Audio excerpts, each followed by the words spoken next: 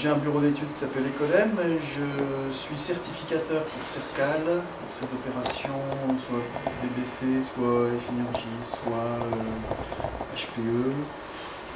Je suis professeur à l'ISEAM de performance énergétique pour des Master 2 en alternance. Et voilà, et donc aujourd'hui je vais vous présenter le Japon et Singapour.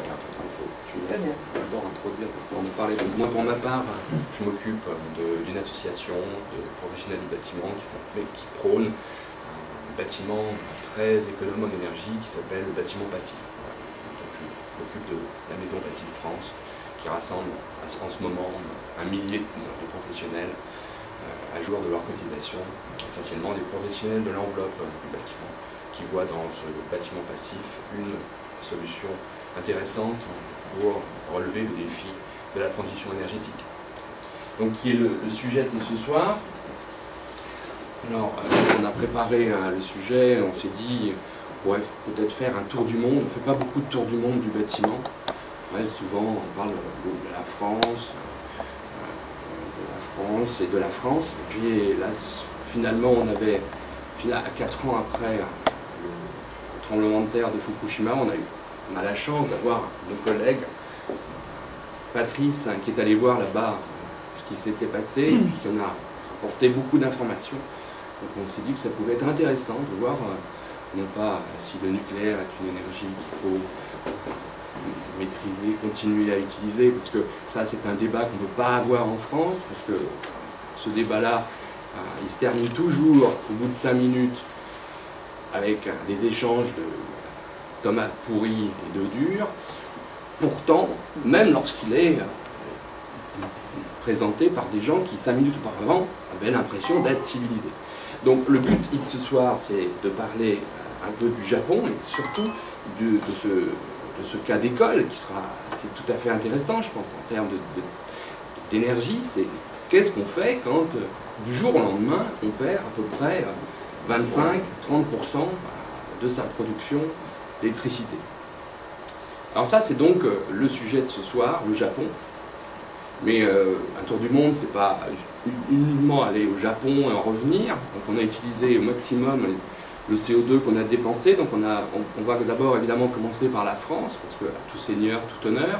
Et on parlera un peu de l'actualité du bâtiment en ce début d'année 2015. Et puis, eh bien, on terminera par le Canada et plus précisément le Québec, parce que c'est plus simple, c'est écrit en français, donc beaucoup plus simple. Et puis on fera une escale à Singapour.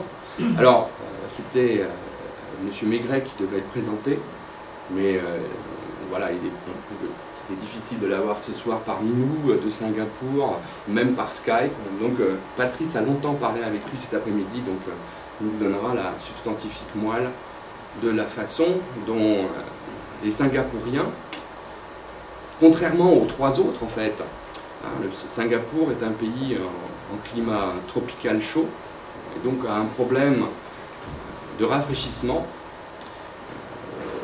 Le Japon est très très long, on va le voir, mais bon, c'est principalement aussi des questions de chauffage. Et puis le Québec, vous allez le voir, il fait vraiment épouvantablement froid là-bas, donc ils ont des solutions intéressantes en termes de réponse de confort d'hiver. Alors, bon, vous savez, on l'a dit très souvent, on le répète, on l'a encore répété à la conférence précédente, dont le sujet est le COP21. Le transport, c'est 1/3 de la consommation, le bâtiment, un peu un gros tiers, l'industrie aussi. En termes de CO2, c'est pas tout à fait identique, mais le bâtiment est quand même un contributeur notable au rejet de CO2, puisque, en gros, il contribue à hauteur de 25% en France. Donc, vous vous souvenez, en 2007, il y a eu un grand élan qui visait à répondre de manière raisonnable au challenge écologique qui nous guettait. Aujourd'hui, on est 8 ans plus tard. C'était une option qu'on avait envisagée de vous parler de la loi de transition énergétique qui est en train de passer passer et repasser et repasser encore entre l'Assemblée et le Sénat. Mais je pense qu'il faut un peu attendre, hein, les lois, c'est comme les bonnes bouteilles, hein, ça se consomme le mieux après quelques années. Donc en ce moment, ce qui est quand même le plus présent dans le paysage du bâtiment français, c'est la suite du Grenelle de l'environnement. On en a encore d'ailleurs parlé il y a 2 conférences au sujet des certificats d'économie d'énergie. Alors, surtout, il faut bien savoir qu'on ne peut plus parler du Grenelle de l'environnement. C'est fini, c'est terminé. Maintenant, c'est reconnu garant de l'environnement. On a gardé uniquement les initiales, hein, l'esprit peut-être, mais bon, le Grenelle est désormais tabou. Il y a un Roland de 68isme derrière ça. Donc, le thème est effectivement... alors beaucoup de ministres disent que quand ils sont en fonction, l'essentiel de leur temps, ils le passent à s'occuper des décisions de leurs prédécesseurs. C'est vrai, finalement, pour ceux qui avaient suivi de l'environnement, eh bien, il y avait quand même 2 objectifs qui avaient été marqués très clairement, qui devaient être poursuivis. C'était à la fois le renforcement de la réglementation thermique, et en même temps, il fallait monter en puissance les professionnels du bâtiment. Alors le renforcement de la réglementation thermique, oui, après 2 lois, eh bien, il a donné lieu à la RT 2012, que vous connaissez sans doute, donc qui est arrivée, comme toujours, au 1er janvier 2013, et qui est la loi auquel tous les professionnels du bâtiment doivent se référer, sauf depuis octobre l'année dernière, puisque on s'est rendu compte que pour un certain nombre de bâtiments, notamment les bâtiments collectifs, eh bien, on avait droit de repousser la loi de 3 ans, c'est-à-dire jusqu'en on pouvait continuer à construire RT 2005 jusqu'en 2018 pour les bâtiments collectifs. Alors voilà, donc la réglementation est de plus en plus exigeante, mais de temps en temps, elle peut être repoussée. Alors le deuxième point important, c'était donc la montée en puissance des professionnels. Alors ça, la montée en puissance des professionnels, c'est une tâche à laquelle l'ADEME s'est attelée dès 2011, et elle arrive maintenant un peu, le thème de la professionnalisation arrive à ses premières échéances, puisque depuis l'année dernière, alors c'est un thème consensuel parce que c'est un thème qui touche tout le monde, qui touche les professionnels du bâtiment, mais aussi monsieur lambda, puisqu'à partir du 1er janvier 2015, donc, maintenant, si vous voulez faire des rénovations et profiter du crédit d'impôt développement durable, qui a encore changé de nom, enfin bon, c'est le crédit d'impôt qui vous permet de financer vos projets de rénovation, eh bien, vous ne pourrez en bénéficier que si vous faites un professionnel qui a le logo RGE. C'est la même chose pour ceux qui souhaitent construire et bénéficier du système du BTZ, du prêt à taux zéro. Comment on a ce label? Il y a une formation qui est longue. C'est la raison pour laquelle je suis là et pour laquelle j'ai fait 3-4 slides en plus pour expliquer la manière dont on peut bénéficier de ce label. C'était la fin. Voilà. Pardon. Non, à part les questions. C'est vrai. Alors, donc ici, vous avez, alors ça c'est moi, c'est mon dessin, j'ai passé du temps, tout ce qu'il faut savoir sur le système RGE ou presque, à part ce qui est expliqué sur les slides d'après. Donc le système RGE se définit aujourd'hui en 5 grandes catégories. La COFRAC, qui est donc le certificateur des certificateurs, par le biais... par le biais des certificateurs habituels du bâtiment, délivre le système du RGE Travaux, est donc délivré par ces certificateurs qui ont défini ces logos pour représenter les certificats qu'ils ont délivrés. Alors RGE Travaux, ça c'est le gros des certificats qui sont délivrés aujourd'hui. C'est ceux qui permettent, alors pourquoi c'est ceux qui sont les plus intéressants en ce moment? C'est ceux qui permettent de bénéficier du crédit d'impôt développement durable. Le RGE ENR, donc c'est pour les énergies renouvelables, lui est délivré par le certificateur Qualité ENR, qui délivre en fait 4 certificats différents. Pour le RGE, alors ça on ne voit pas très bien, mais il y a un premier qui est l'utilisation du bois énergie, et donc qui s'appelle RGE Calibois, celui-là. Ensuite le second c'est l'utilisation du solaire thermique, ça s'appelle Calisol.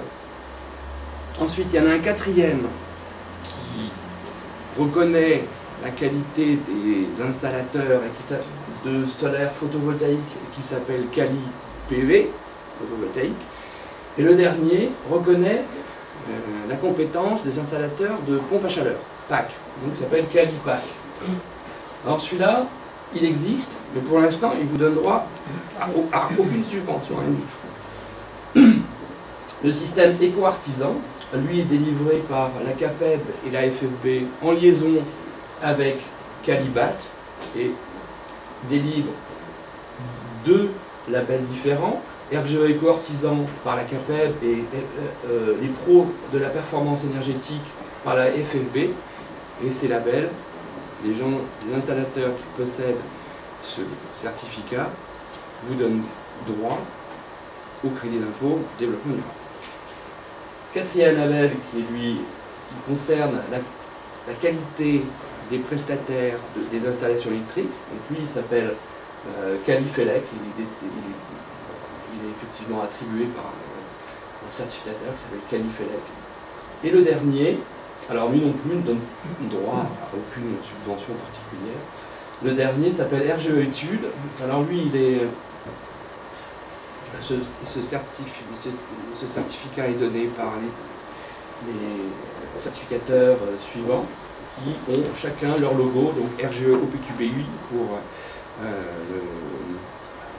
la qualité de la conception, RGE OPIECC, un dernier qualificateur, un certificat qui s'appelle RGE NF, qui lui est distribué par Certivea, et le dernier est donné par ICERT et s'appelle BenNR.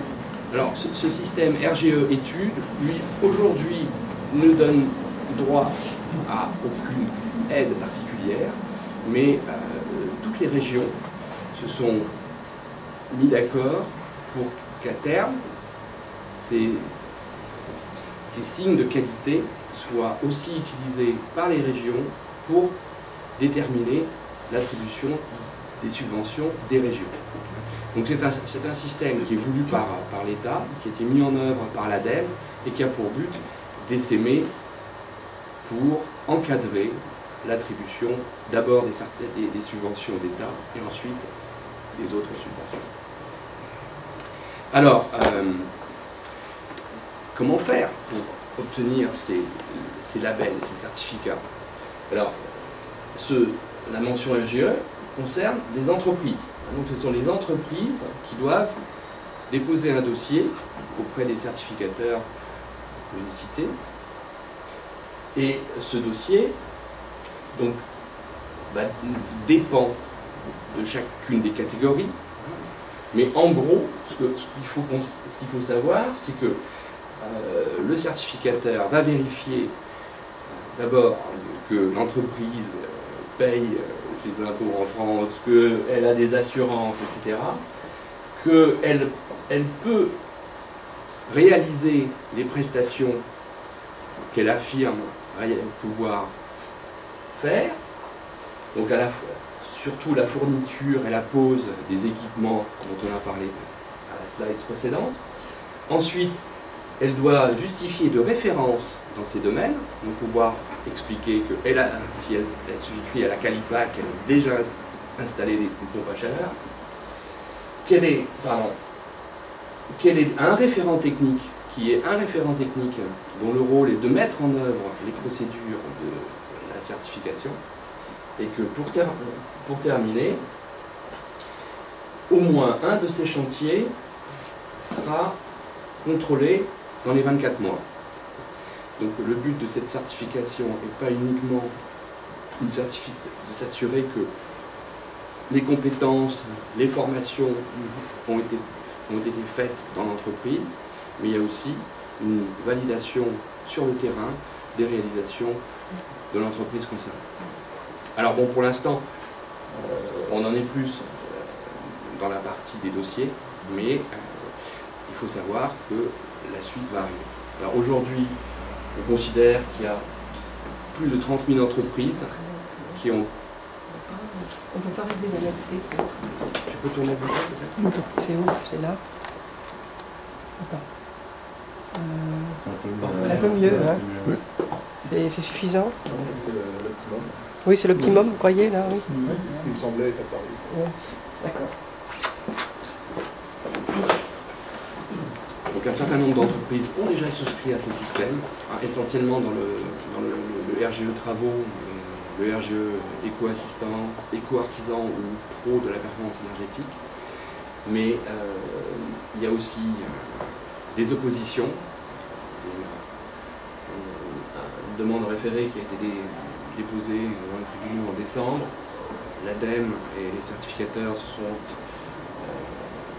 engagés, proposés à partir de mars de cette année, donc maintenant une feuille de route plus simple, parce que pour beaucoup, la procédure RGE est une, notamment pour les petites entreprises, la procédure est longue, elle est complexe, un dossier important pour faire beaucoup de démarches, et elle a un coût, puisque ce coût varie de quelques centaines d'euros pour le RGE éco-artisan, le RGE travaux. La CAPEB demande 230 euros, je crois, pour un dossier, et puis va jusqu'à plusieurs milliers d'euros pour la qualification RGE études,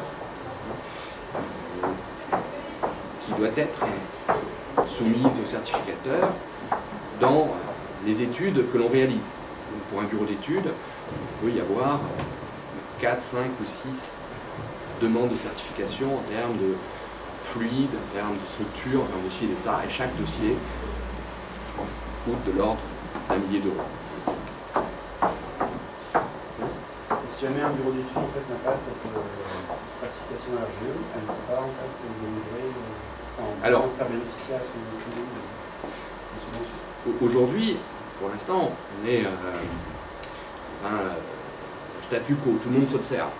Mais on commence à voir des régions qui ont décidé de lier les subventions, notamment pour les bailleurs sociaux, à des conceptions dont les entreprises doivent faire valoir de la certification RGE études.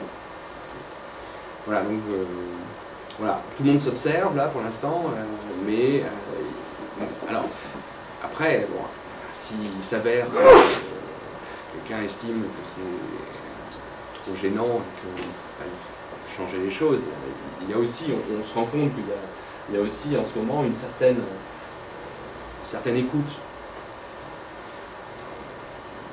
Au moins, si le terme RGE études vous intéresse, il y a effectivement une écoute importante de la part des différents certificateurs, que ce soit Certivea ou le PDUI ou les autres. Voilà.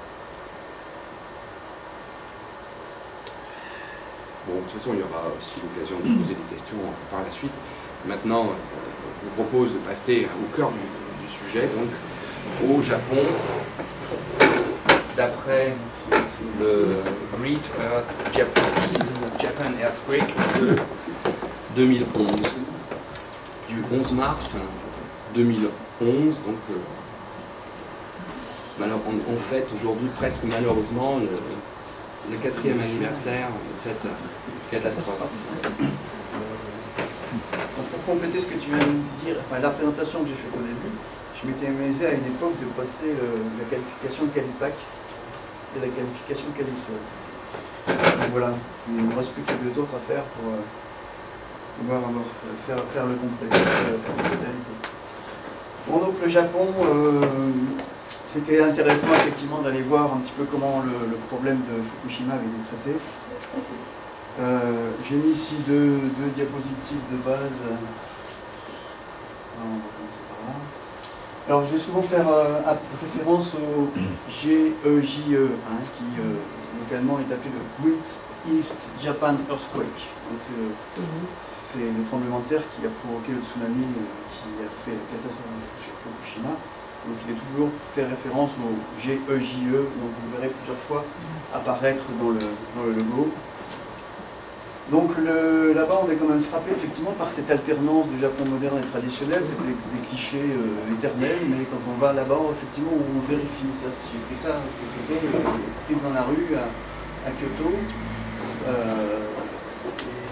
Voilà, on côtoie le Shinkansen et puis les lignes traditionnelles de Tokyo et de Donc le Japon, je l'ai situé sur la carte ici pour que vous voyez comment c'est. En fait, c'est un archipel d'îles. Je vais prendre la petite pour le laser qui est au-dessus. C'est tout un archipel d'îles qui commence ici et qui se termine jusqu'à Okinawa. Donc Hokkaido, qui est la partie la plus froide, en fait, est à l'altitude de Bordeaux. Alors que Okinawa est à l'altitude de, j'ai marqué, donc Luxor, ou la Mauritanie. Donc on va vraiment de la zone tropicale à une zone continentale qui, en fait, est rafraîchie par un courant qui est le courant Soya, donc il y a un courant froid pour la partie Hokkaido, et un courant chaud qui arrose toutes les îles du sud. Donc cet archipel, même bien qu'il soit assez bas en latitude, on se rend compte qu'en fait il a deux types de climat. Donc Hokkaido, c'est là où il y a eu les Jeux Olympiques de Nagano, il y a une vingtaine d'années, je sais plus. Donc ça montre que c'est quand même assez froid, même si c'est une île, et si elle est à l'altitude de Bordeaux. Vous allez me dire, les Alpes chez nous, ils sont à l'altitude de Bordeaux aussi. Mais... Donc il y a cette double problématique de la chaleur extrême et du froid. Dû à ce courant.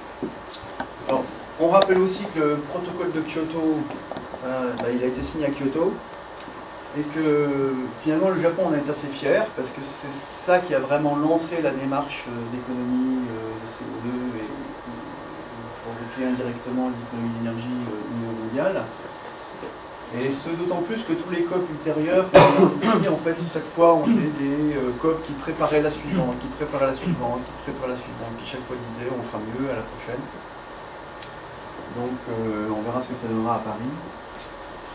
Et donc le Japon est préoccupé actuellement par ce problème de ressources en énergie et par l'augmentation des gaz à effet de serre qui sont dus à la substitution du nucléaire par les énergies fossiles. Alors dès 99, c'est-à-dire là on n'est pas dans Fukushima, mais on est dans la période juste post-Kyoto, qu'est-ce que le Japon a inventé pour faire des économies d'énergie? Alors que nous, on est parti sur un système de certificat d'économie d'énergie et de rénovation, eux ils sont partis sur une idée qu'ils appellent le top runner. Donc le top runner, c'est la course à l'excellence, c'est-à-dire qu'ils ont choisi pour un panel d'équipements qui sont dispendieux en énergie dans le bâtiment et dans l'habitat domestique. Le principe est le suivant, ils regardent tout ce qui existe sur le marché, ils regardent quel est le plus performant, et ils donnent 2 ans ou 3 ans à l'ensemble du marché pour obtenir cet état de qualité, cet état de performance. Donc ils appellent ça le top runner, c'est-à-dire celui après lequel il faut courir. Sachant que celui après lequel il faut courir, il a le droit de s'améliorer aussi pour repartir dans une période ultérieure. Et ça marche pour les produits locaux comme pour les produits importés. C'est-à-dire si un produit importé est bien meilleur que tous les produits locaux, c'est le produit importé qui est le top runner. Donc il y a une dizaine, on verra la liste tout à l'heure, de la première liste 99. Vous pouvez préciser comment ça se matérialise, qu'est-ce que ça veut dire pour un client quand on dit top runner, c'est quoi? Il rentre dans un magasin et on lui dit c'est celui-là? Oui. C'est un label? Oui, on va le voir après. D'accord. On va le voir après. Donc toutes les entreprises, effectivement, sont incitées à commercialiser les modèles les plus efficaces pour l'attribution du top runner.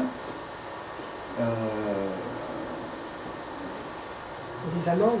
Oui, il y a des amendes, on verra ça tout à l'heure. Chaque fois que vous posez une question, je vous dis on verra ça tout à l'heure. Donc voilà, prenez cette réponse comme étant la réponse universelle à toutes vos questions pour l'instant. Voilà. Alors, l'énergie et l'environnement dépendent du ministère de l'économie et des finances, et du commerce et de l'industrie. On verra tout à l'heure pourquoi. Effectivement, c'est une grande influence. Et donc c'est le métier là qui fait cette liste et qui fait des groupes de travail pour déterminer quel est le produit qui sera le top runner dans une catégorie. Donc les entreprises essayent par tous les moyens d'arriver à ce top runner, à ce niveau, pour éviter toute publicité négative et pour éviter aussi la menace d'une amende. Parce qu'il y a une amende potentielle si au bout de 2 ans ou 3 ans, ils n'arrivent pas à ce niveau. Il peut y avoir des amendes qui peuvent, on dit, aller jusqu'à 1 million de yens. Néanmoins, au jour d'aujourd'hui, cette amende n'a jamais été impliquée. Néanmoins, elle est là quand même dans le système. Alors, les fabricants qui, les premiers, arrivent à ce niveau, ou ceux qui étaient le top runner au début, effectivement, considèrent ça comme étant un avantage concurrentiel. Donc, les 10 produits initiaux, c'était les climatiseurs domestiques, puisqu'on a vu donc le Japon dans une zone extrêmement chaude, les lampes fluorescentes, les téléviseurs, les photocopieurs, les ordinateurs, les unités de disques magnétiques, magnétoscopes, réfrigérateurs, véhicules passagers et fret. Ça, c'était ceux qui, en 99, ont fait l'objet des premiers essais. Donc au niveau des climatiseurs domestiques, qui sont calculés selon le COP, ce qu'on appelle chez nous le COP annuel, hein. Ceux qui connaissent les climatiseurs, enfin les pompes à chaleur connaissent cette notion de COP. Donc il y a l'annual performance factor chez eux. On est arrivé à des gains actuellement de 97 à 2010 de 30%. C'est quand même pas négligeable du tout. Simplement l'utilisation de l'appareil en lui-même, hein, sa performance intrinsèque, sans s'occuper de la façon dont il est utilisé. On arrive à 30%. Les véhicules passagers, ils attendaient 24%, et en fait au niveau du global, ils sont arrivés à 54%, puisqu'ils sont passés de 7,7 litres au 100 à 5 litres au 100. Alors chez eux, ils comptent en kilomètres par litre. C'est-à-dire quand on met 1 litre, combien de kilomètres il faut faire avec? Moi personnellement, je trouve que c'est plus parlant que les kilomètres au 100, sachant que je peux mettre 1 litre, combien je peux faire kilomètres avec, ça me semble plus parlant, donc c'est ça qu'ils ont utilisé. Alors pour chacune de toutes les classes, il y a un tableau. Alors ce tableau, je vous le marque pour vous montrer qu'il existe. Non, c'est celui-là. Pour vous montrer qu'il existe, c'est-à-dire que pour tous les appareils, on voit les performances qu'il y a eu. Les photocopieurs, les ordinateurs, les machines, les choses. Bon. Tout ça, c'est les distributeurs automatiques de boissons. Et pour les climatiseurs, j'ai sorti cette fiche ici qui montre qu'en fait, à partir de 99, ce qui est bizarre, c'est qu'en fait, vous voyez, il y a une légère augmentation. Donc c'est ce point de départ qu'il fallait effacer. Pour arriver ici, en fait, il y a eu plusieurs tranches pour les climatiseurs, donc je ne les ai pas matérialisés ici. Mais pour cette gamme de climatiseurs, donc de 2,8 kW, vous voyez qu'on est arrivé ici de 1200 à 870 pour l'année 2011. Alors, je vais parler un petit peu de l'habitat traditionnel japonais, parce que c'est ça qui est un petit peu frappant, c'est que malgré la diversité du climat, de Hokkaido jusqu'à Okinawa, l'habitat traditionnel est très très uniforme. Donc c'est une coutume locale qui a été implantée au cours des siècles. Donc les maisons dont on connaît la typologie, qui sont en bois, qui sont en bambou, qui sont avec des cloisons de papier, on les retrouve partout. Ce sont des maisons la plupart du temps de plein pied, Ou il y a quelques maisons en ville, dans les centres-villes, qui sont typiquement des boutiques au rez-de-chaussée, dans lesquelles on fait le commerce localement. Une échelle de meunier et on a la partie habitation au-dessus. Ces maisons sont en bois, en cloison aussi, et quelquefois les parois sont en pisé, enfin en terre. On appelle ça des machillas. Les cloisons en papier apportent un confort lumineux. Le gros avantage, c'est que de jour, la lumière transparaît un petit peu de partout. On voit clair partout dans ces maisons-là, c'est assez chouette, même dans les pièces intérieures. Et lorsqu'ils font des parements doubles, c'est-à-dire du papier de riz des deux côtés, en fait ça fait l'équivalent d'une 4/16/4 de nos fenêtres double vitrage à double. Ça fait une lame d'air qui fait l'isolation thermique aussi bien pour l'été et pour l'hiver. En confort d'été, en fait, ces cloisons, la plupart du temps, sont amovibles, c'est-à-dire qu'en fonction de l'heure de la journée, ils peuvent les déplacer pour avoir la ventilation naturelle. Donc ils savent très bien gérer ça, et puis ils mettent des vêtements très très légers l'été, comme nous. Ils mettent des clochettes avec une petite bande de papier, ce qui fait que dès qu'il y a un tout petit peu de vent, ça fait sonner la clochette et ça leur donne une sensation de frais. C'est psychosomatique, psychologique. C'est très marrant. Et puis ils utilisent beaucoup les éventails, hein. Vous avez tous vu les geishas avec leurs éventails. Alors, en confort d'hiver, écoutez, ils font pas comme nous. En confort d'hiver, quand ils ont froid, ils s'habillent. Voilà, plusieurs couches de vêtements, donc 4-5 couches de kimono, en alternance de soie, de coton et autres, et ça leur tient très très chaud. Et on dit qu'ils se réchauffent par des petits objets chauds. Je n'ai pas constaté, puisque quand j'y suis allé en été, ce qu'ils appelaient les petits objets chauds. Enfin, je pense que ça doit être les tasses à café, les machins, peut-être éventuellement des cailloux qu'ils mettent dans une chaufferette et qu'ils utilisent pour se réchauffer. Et les tatamis sur lesquels ils dorment sont très épais, donc ça correspond à, j'ai marqué ici, U026, qui correspond à 15 cm de laine de verre. Ils ont aussi des futons très épais, des couvertures très épaisses, ce qui fait que la nuit, ils dorment de façon sans avoir besoin de chauffage. Alors je vous montre juste après une campagne de mesure qui est extraite d'une thèse de Ariana Esday, là, où on voit que dans une maison traditionnelle en hiver, c'était dans la zone de Tokyo qu'elle a fait cette étude-là.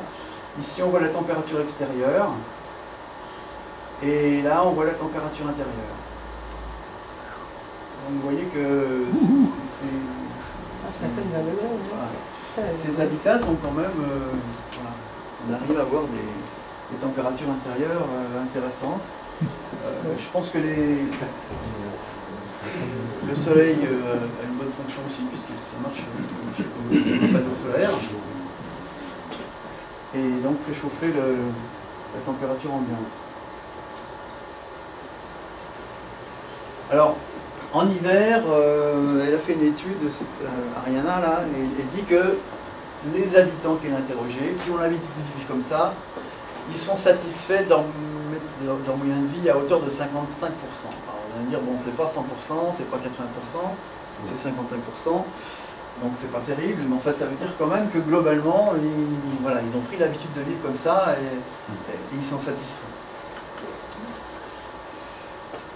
Et en été, en fait, les températures intérieures et extérieures arrivent à s'équilibrer justement à cause de ces fenêtres coulissantes là, qui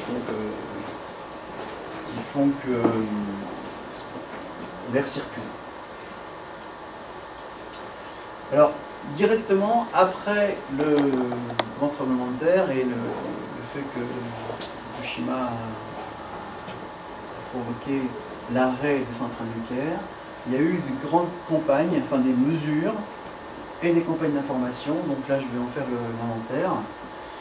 Donc on a dit tout de suite qu'il fallait réduire les éclairages intérieurs, aussi bien donc dans l'habitat que dans les espaces publics. Sur les lampadaires, soit dans les gares, dans les halls, dans les habitats publics, dans les bâtiments publics. On a demandé à ce qu'on éteigne quasiment une lampe sur deux. On a fait des fortes recommandations sur la consommation des appareils ménagers, donc éteindre toutes les veilles, couper les climatisations en cas d'absence. On a bien évidemment maintenu les subventions au crédit d'impôt qui existaient pour l'instant, qui existaient à l'époque pour les économies d'énergie. Enfin, on ne les a pas renforcées, mais on les a maintenues. Ça va jusqu'à un tiers de la facture. Facture de travaux d'économie d'énergie. C'est comme nous, c'est un système de crédit d'impôt, de subvention. Sinon, au niveau des campagnes d'information publique, il y avait aussi la consigne d'augmenter la température de consigne des climatiseurs de 3 degrés. Enfin, ni 1, ni 2, ni 3. Enfin, si, 3. Pas plus. Néanmoins, beaucoup de particuliers, eux, ont augmenté leur température de beaucoup plus que 3 degrés. On a consommé aux gens d'acheter ou de louer, si possible, des maisons bien isolées. C'est possible. Et un facteur important, c'est il y a eu des campagnes de sensibilisation au changement du dressing code dans les entreprises, puisque le dressing code dans les entreprises, c'est cravate, et donc la chemise est totalement prohibée. Et en fait, il faut être en costume. Donc on a dit, ceux qui disent qu'il faut obligatoirement être en costume, eh bien maintenant, considérez que vous n'allez pas climatiser autant. Vous allez arrêter cette température de 19 degrés que vous imposez à tout le monde qui n'a plus d'usage, donc mettez 22, 23, 24 et autorisez votre personnel à ne pas porter la veste dans les bureaux. Il y a eu aussi une grande campagne d'investissement dans les panneaux photovoltaïques. Le tarif d'achat est de l'ordre de 40 centimes d'euros par kilowattheure. Par contre, il n'y a eu aucune campagne de recommandation sur le solaire ECS. Ils ne savaient même pas que ça existait, ceux à qui j'en ai parlé. Quand je leur fais le schéma d'un truc qui chauffe de l'eau, c'est super. Ça veut peut-être dire qu'en fait, ils ont peut-être l'habitude aussi de se laver à l'eau froide. Dans la campagne profonde, ils n'ont pas besoin de chaude sanitaire. Donc il y a eu peu de campagnes d'information sur la manière de se chauffer. Et je pense que c'est parce que, par leur tradition, ils savent gérer le froid. J'ai toujours été frappé dans les dessins animés japonais de voir les gens se promener dans la neige, pieds nus, vraiment très léger. Je pense que si les dessins animés comment ça s'appelle qui fait tous les dessins animés japonais, voilà. Miyazaki, voilà. Si dans ces dessins animés ils représentent ça, c'est que ça doit être aussi les habitudes profondes du pays.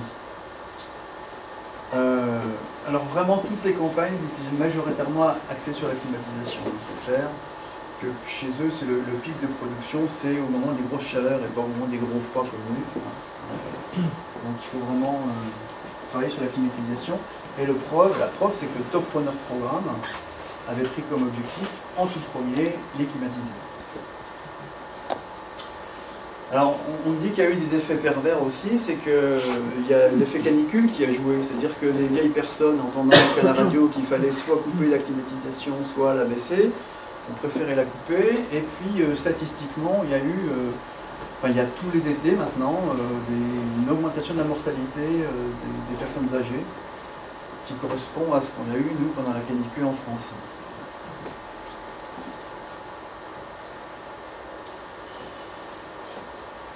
Alors, en ville, les personnes, donc la culture japonaise fait que les gens savent gérer l'hiver, ils savent mettre des pulls, pas comme chez nous. Chez nous, les gens en rouspette parce qu'ils n'ont pas 24 degrés l'été et ils sont en t-shirt. Et je ne peux pas leur dire qu'il faut mettre un pull, ils ne savent pas, ils ne comprennent pas. Alors par contre, lorsqu'ils sont en ville, ces personnes, ils ont du mal à gérer la canicule puisqu'ils ne peuvent pas bouger les murs comme ils faisaient comme faisaient leurs grands-parents avec les cloisons de papier de riz. Donc en fait, il y a des climatiseurs vraiment partout. Excusez-moi, l'habitat que vous avez signalé au départ, il est essentiellement rural? Il est rural Parce et que il vous est... avez dit qu'il était... On le rencontrait partout. Oui, on le rencontre partout. Mais pas dans les villes, quoi. Alors, pas dans le cœur des villes. D'accord. Mais Tokyo est un habitat immense et il y a des petites parties, ça correspond à nos pavillons de banlieue à nous. Tokyo, c'est l'équivalent du Grand Londres. Hein.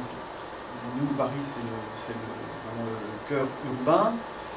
Pour eux, la banlieue de chez nous, ça serait encore Tokyo.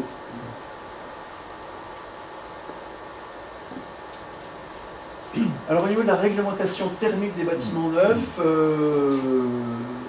c'est la réglementation existante et qui existait déjà avant Fukushima. En fait, il y avait 3 fascicules qui correspondent un petit peu à nos THU, THI et autres, mais en les regroupant quand même par type d'habitat.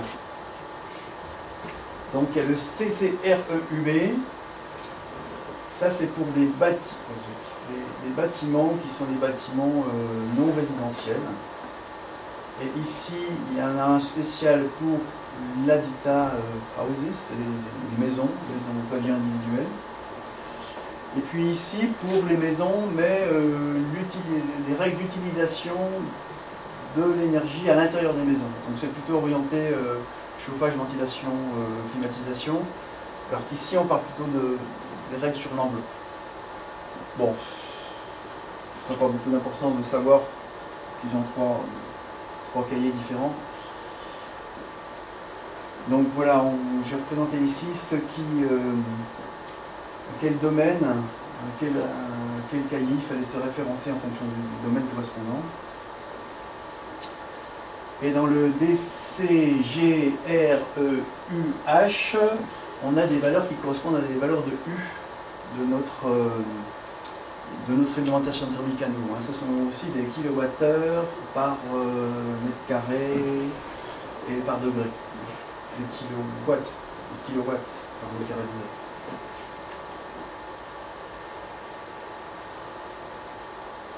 Donc ça c'est la réglementation thermique, sachant que avant Fukushima, cette réglementation thermique était juste un guide de référence. Il n'y avait pas d'obligation à suivre cette réglementation. On en reparlera tout à l'heure. Maintenant, je vais vous parler du 4e plan stratégique énergie qui a été voté en avril 2014. Et donc l'énergie, comme je vous l'ai dit, dépend du ministère de l'économie, du commerce et de l'industrie. Donc ce plan stratégique énergie est axé principalement sur la stratégie d'approvisionnement en énergie, la feuille de route du programme nucléaire et les énergies de substitution. Donc en termes de bâtiments, il dit simplement que tous les autres domaines, transport, industrie, etc., doivent essayer de faire des économies, mais le plan stratégique énergie, lui, va parler principalement que de ça. Alors, effectivement, au niveau de la production nucléaire, on voit qu'ici, il y avait un pic en 1995 et que jusqu'en 2011, ici, jusqu'en mars 2011, eh bien, on avait quand même une production en térawattheure assez importante. Donc on est descendu juste après Fukushima, la grosse part des tranches nucléaires ont été arrêtées. Il n'y en a qu'une ou deux qui sont restées en fonctionnement le temps de trouver une substitution. Donc jusqu'en 2013, il y a eu une petite production nucléaire. Et en 2014, la production nucléaire est tombée à zéro. Les statistiques, on trouve zéro au niveau de 2014 pour le nucléaire. Donc cet arrêt a provoqué un véritable séisme au niveau de la consommation. Voilà, regardez, en 1973 ici, on avait le pétrole et le gaz nat qui avaient une grosse partie, qui assuraient une grosse partie de la dépendance énergétique, avec une dépendance du pays de 76%. Le nucléaire était naissant à ce moment-là. C'était où est-ce qu'il est le nucléaire? Ici, là. C'est le 6. En 1991, le nucléaire avait déjà pris une part de 28%. Donc la plupart des centrales ont été construites entre 73 et 91, puisqu'en 2010, vous voyez qu'on était toujours qu'à 28 et quelques pourcents de production nucléaire. Et on est tombé en 2012, voilà, avec en nucléaire 1,7%, les quelques réacteurs qu'on n'a pas pu arrêter parce qu'on n'avait pas d'énergie de substitution à ce moment-là. Il n'y avait aucune centrale thermique dans le coin, donc ils en ont laissé quelques-unes fonctionner. Et donc, qu'est-ce que l'on voit ici? C'est que c'est le LNG principalement, qui a donc, le gaz naturel, qui a pris de l'importance. Et au niveau du pétrole aussi, l'accélération de l'importation de pétrole.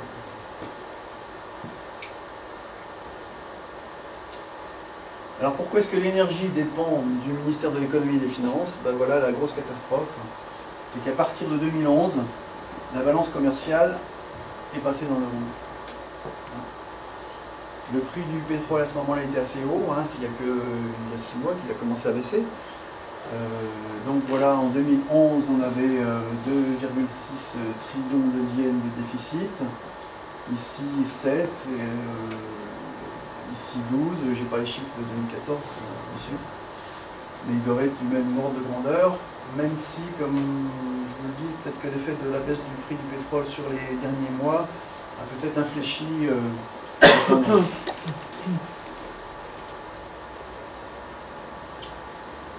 Donc la production d'énergie locale, ça c'est uniquement local, c'est-à-dire que c'est sur la partie de ses ressources propres. On voit qu'en 72, ils exploitaient du charbon. Donc, le charbon est quasiment arrivé à zéro. Ce pétrole, je pense qu'il était dans les pétroles sous-marins, je ne sais pas d'où il venait, mais enfin c'est du local. Et puis on voit surtout en jaune le nucléaire là, qui prenait une grosse partie et qui lui a chuté en 2011.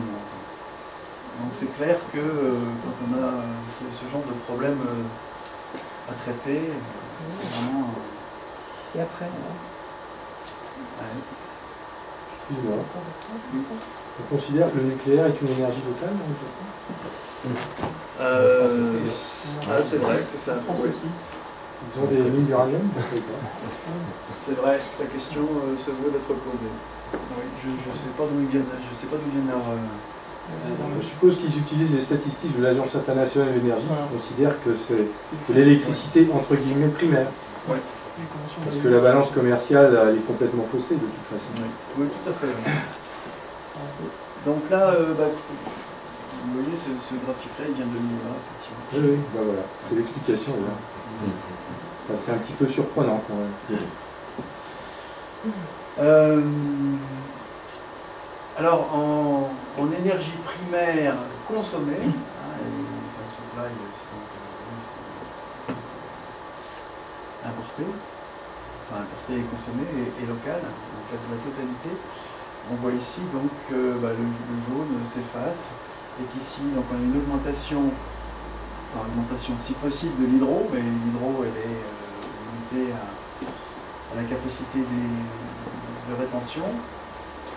Donc le pétrole a augmenté et le gaz naturel a augmenté.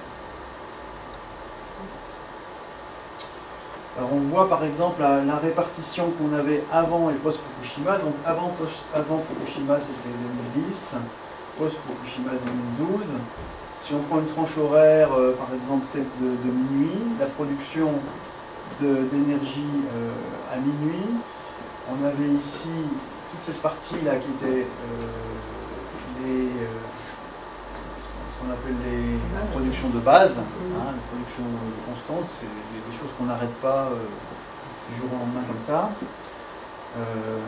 Et bien c'est cette partie-là dans laquelle on avait ici le charbon, le nucléaire et l'hydro, et bien on voit que cette partie de base ici s'effondre. Et qu'ici on a été obligé donc de consommer du gaz naturel. On est passé de 30% à 42%, et du pétrole on passe de 8% à 18%.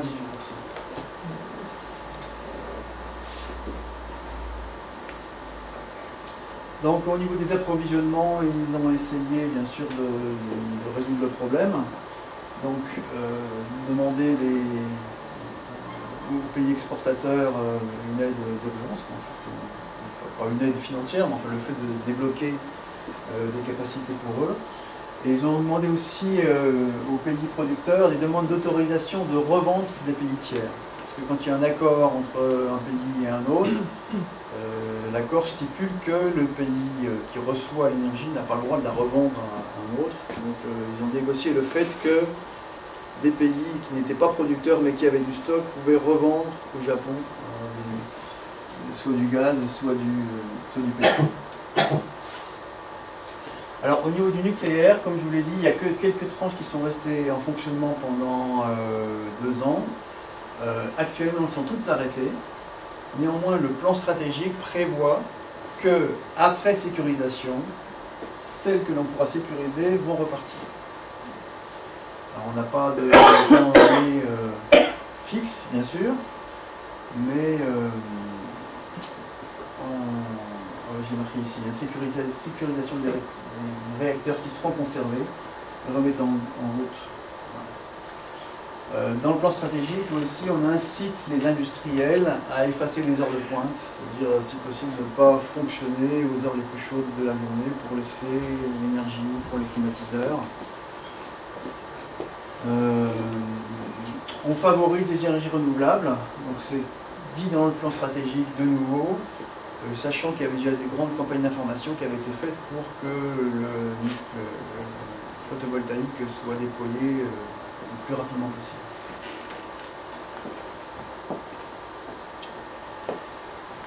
Alors, suite à Fukushima, ils ont décidé de relancer le top runner, le principe du top runner, sur des choses qui n'étaient pas concernées avant. Et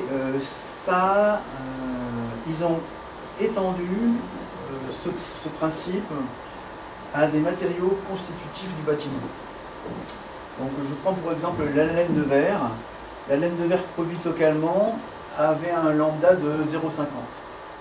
Sachant que la laine de verre traditionnelle française était plutôt 0,40, 0,41. Excusez-moi, c'est pas 0,5, c'est 0,05. 0,05, oui, absolument. Ah oui, alors ça c'est une erreur vraiment tragique. Absolument. Ouais. 0,05.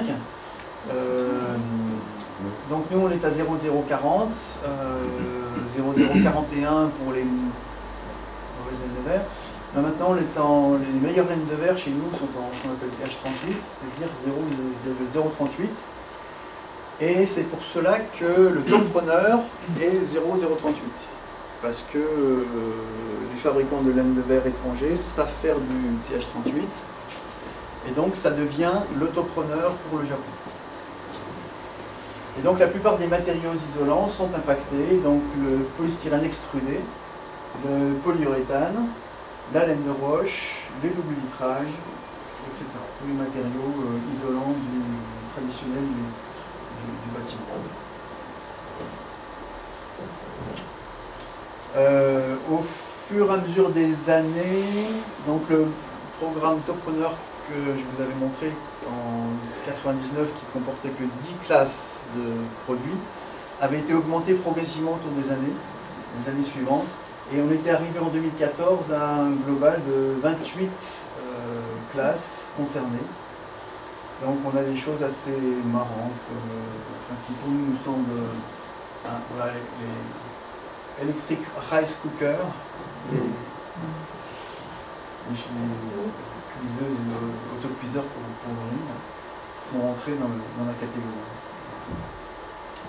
Donc, pour répondre à votre question, voilà, donc ceux qui sont arrivés au top runner ont le droit d'apposer ce genre de pastilles ou d'affichettes, soit sur leur magasin, soit sur les produits eux-mêmes. Les produits sont étiquetés de cette façon. Alors, le ministère du Bâtiment, vous allez me dire, mis à part cette top runner, il a été bien silencieux. En fait, non, il n'était pas silencieux du tout, mais il avait d'autres chats à fouetter, comme on dit. Parce qu'après un tremblement de terre, quand on a 470 000 réfugiés sans abri, Eh bien, la priorité, c'est pas de savoir si on va passer de lambda 40 à lambda 41, il faut les reloger le plus vite possible. Donc la priorité du ministère du bâtiment, ça n'a pas été de s'occuper de l'énergie, ça a été de s'occuper de la reconstruction. Donc c'est pour ça qu'en fait, j'ai cherché le bâtiment, on m'a dit mais non, pas bâtiment, il faut aller voir chez les gens de l'économie et des finances pour avoir des réponses à vos questions. Donc voilà, ils font ce qu'on appelle du Seismic Retrofitting Promotion Law, qui a été paru à leur journal officiel le 25 décembre 2013, qui demande à ce que tous les bâtiments soient regardés au niveau sismique et éventuellement renforcés. Donc on voit maintenant apparaître des structures métalliques extérieures. Alors chez nous, les architectes des bâtiments de France, ils diraient non, non, pas question, non, non, c'est pas beau. Voilà. Au Japon, ils n'ont pas cette culture-là, ils ont la culture de l'utile. Et voilà ce qu'on commence à voir dans les chantiers de rénovation. Alors, il y a, au niveau du ministère du Bâtiment, il y a quand même un plan stratégique qui fait que maintenant, on va imposer à la réglementation thermique dont je vous ai parlé tout à l'heure, de devenir obligatoire. Avant, c'était facultatif, c'était une règle de bienséance. Maintenant, ça va devenir obligatoire. Et donc, à partir de 2000 m², pour les bâtiments non résidentiels, obligatoirement, ils devraient être construits avec les réglementations thermiques en hiver. En 2018, ça sera les non résidentiels de plus de 300 m². Et après 2018, ça sera moins de 300 m². Et en 2020, ça sera applicable pour le résidentiel. Sachant qu'au jour d'aujourd'hui, ils mènent des études et des projets pour qu'on puisse construire des bâtiments Zero Energy Housing ou Zero Energy Buildings. Et c'est pas encore dit, mais avec leur philosophie du topreneur, il y a quand même de grandes chances que voilà, on arrive à une conception qui soit inclue dans un programme topreneur. Et comme au jour d'aujourd'hui, le topreneur qui existe au Japon, c'est la maison passive, peut-être que le but en 2020, ça sera d'arriver à des constructions neuves passives. Alors, au jour d'aujourd'hui, je vous ai montré les tableaux qui sont les tableaux de moyens mis en œuvre pour les valeurs de U des parois. Au jour d'aujourd'hui, ils ne calculent pas comme nous en énergie primaire, rapportée au mètre carré par an.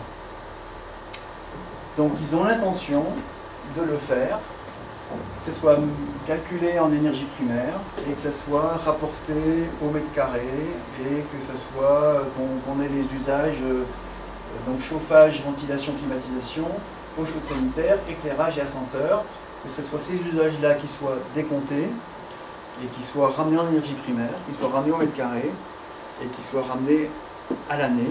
Donc ils s'inspirent des modèles occidentaux, enfin internationaux, je veux dire, ils le reconnaissent, sachant qu'au jour d'aujourd'hui, ils ne calculent pas du tout comme ça.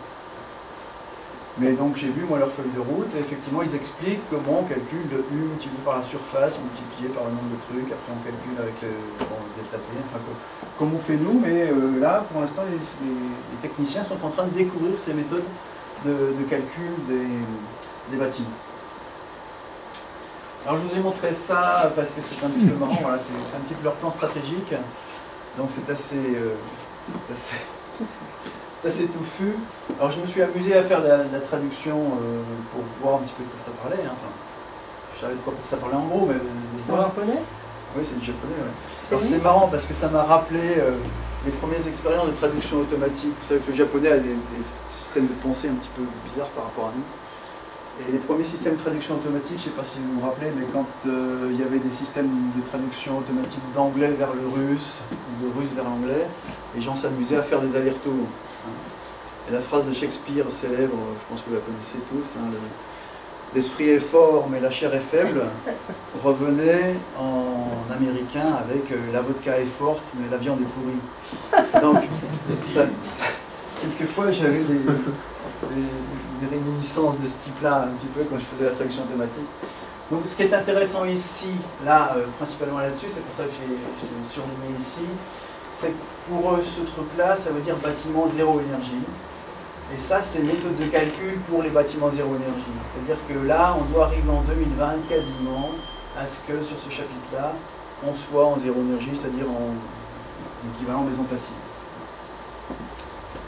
Dans les bâtiments neufs. Pour les bâtiments neufs. Ouais. Alors je ne sais pas où, il y a du rétrofitting quelque part là-dedans, mais voilà. Alors, ce qui m'a frappé là-bas aussi, c'est qu'il y a un facteur très très défavorable, qui sont les règles d'urbanisme. Quand vous voyez deux bâtiments comme ça, qui sont qui sont juxtaposés, quand vous voyez deux bâtiments comme ça qui sont juxtaposés, deux bâtiments comme ça qui sont juxtaposés, quand vous prenez Google Earth et vous faites un zoom sur n'importe quelle partie de la ville de Tokyo, vous voyez que tous les habitants juxtaposés, eh ben, il y a toujours une lame d'air entre les deux.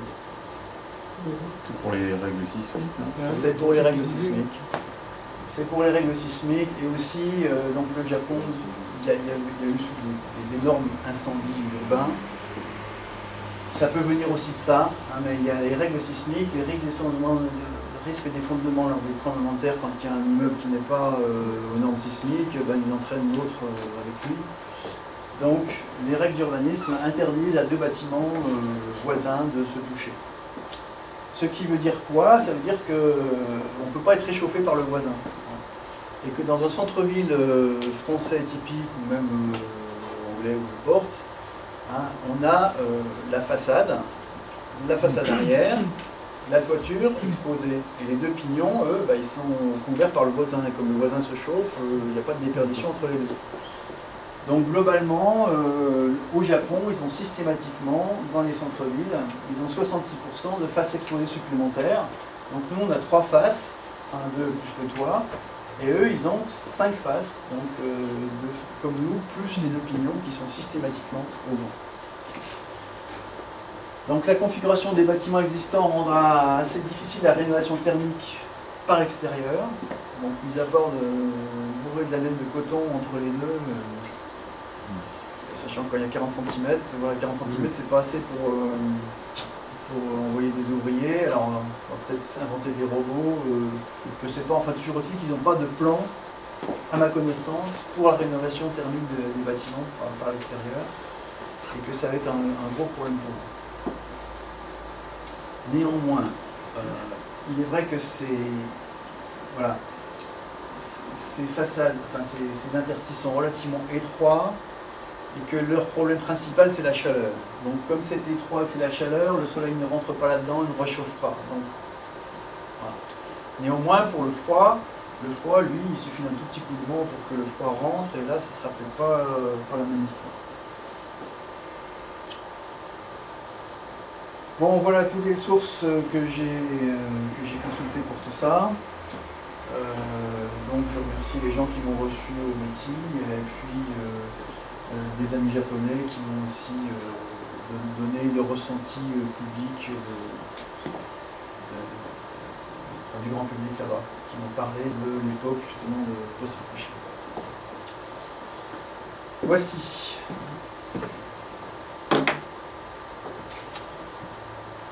Alors maintenant je vais vous faire un petit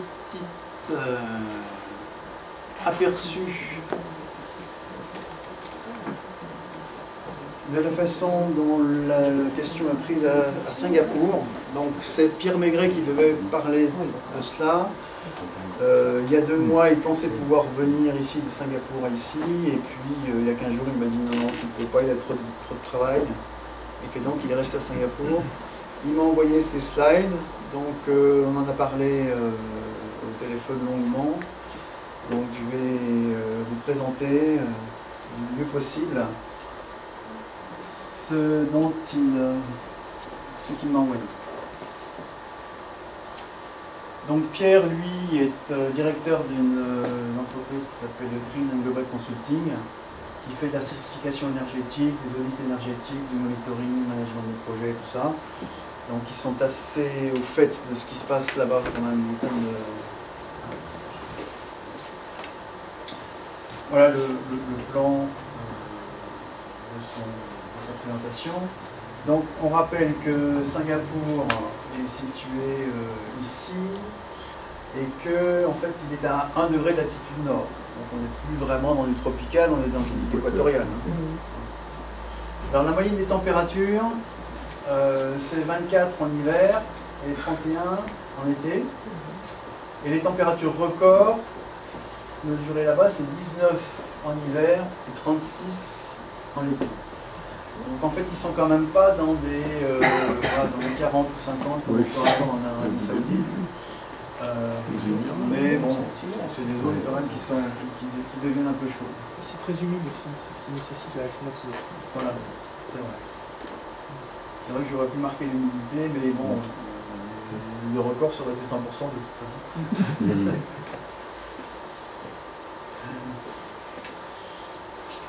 Donc c'est considéré comme un premier pays du sud-est. Son cadre de vie et sa sécurité. Oui, quand on est sud-est, on n'inclut pas le Japon, parce que je ne sais pas si le Japon peut être considéré comme l'Asie du sud-est. C'est plutôt l'Asie de l'Est. Pour l'instant, il y a 6,5 millions d'habitants, mais la croissance de la population fait qu'ils pensent qu'ils vont arriver à 8 millions d'ici 2020. Que le taux de croissance économique annuel est de 7%. Donc le problème de Singapour, c'est que c'est une île, c'est-à-dire qu'ils sont assez limités en termes d'espace géographique. Ils n'ont pas de ressources naturelles propres et donc ils sont très sensibles aux fluctuations des matières premières parce qu'ils ne produisent pas par eux-mêmes.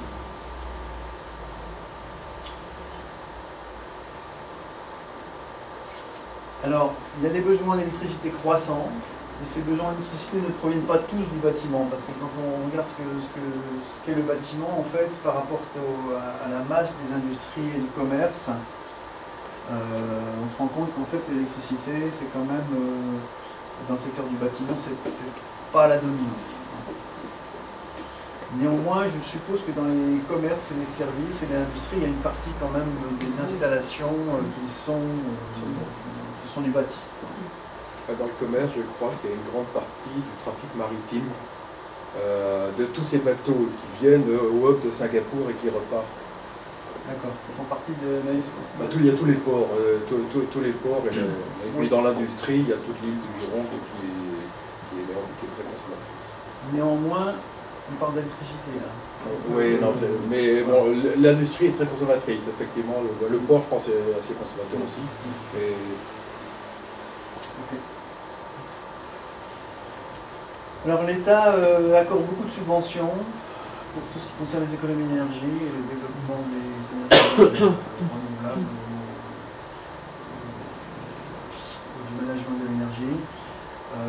Ça a triplé en 5 ans. Là. Vous voyez que ici on est passé de 50 millions, je ne sais pas si c'est des dollars US ou des dollars Singapour.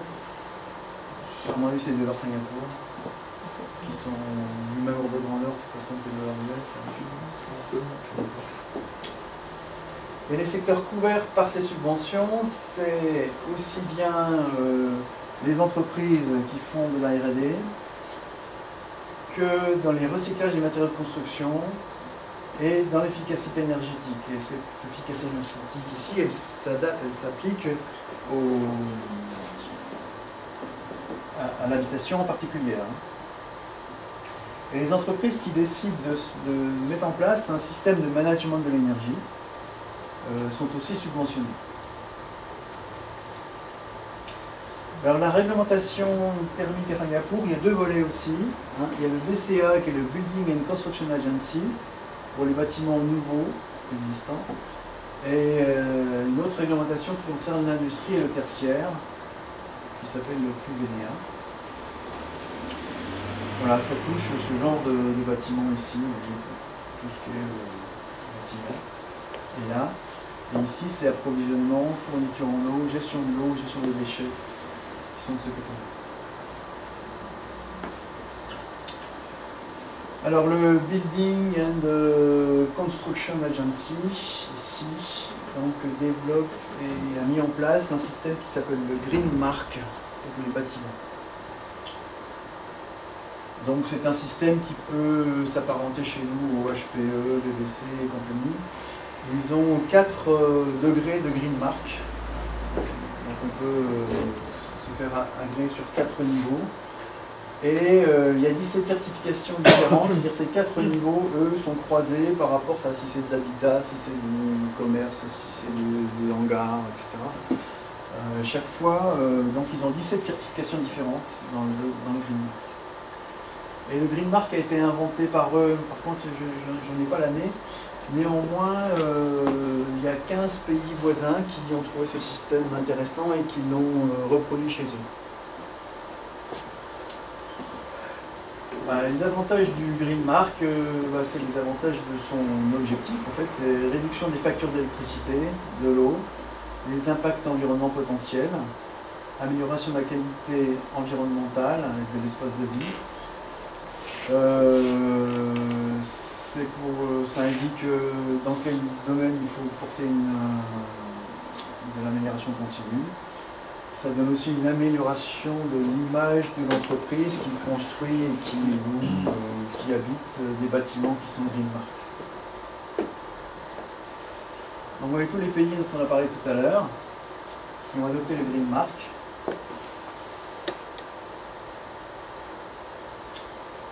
Au jour d'aujourd'hui, il y a 2155 bâtiments verts à Singapour. Ça c'était, je pense, fin 2014.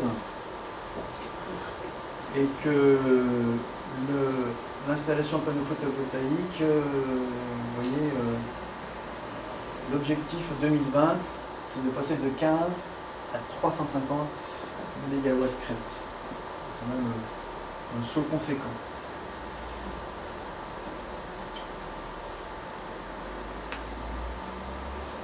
Alors ça c'est poste par poste, quels sont les gains que l'on peut obtenir lorsque l'on fait un design, c'est-à-dire une conception optimisée en fonction des meilleures pratiques dans la construction du bâtiment. Donc on pense qu'en lumière on peut gagner 37%, en unité de refroidissement car 38%, ventilation 56%, climatisation 73% et ascenseur 10%. Et tout ça par le biais d'outils un petit peu plus fins que la réglementation de base. Lorsqu'on fait de la simulation thermique dynamique, de l'analyse de l'ensoleillement, voilà, on arrive aux chiffres que vous avez ici. Donc ça c'est un exemple de ce que sortent les ordinateurs pour faire ces études dynamiques.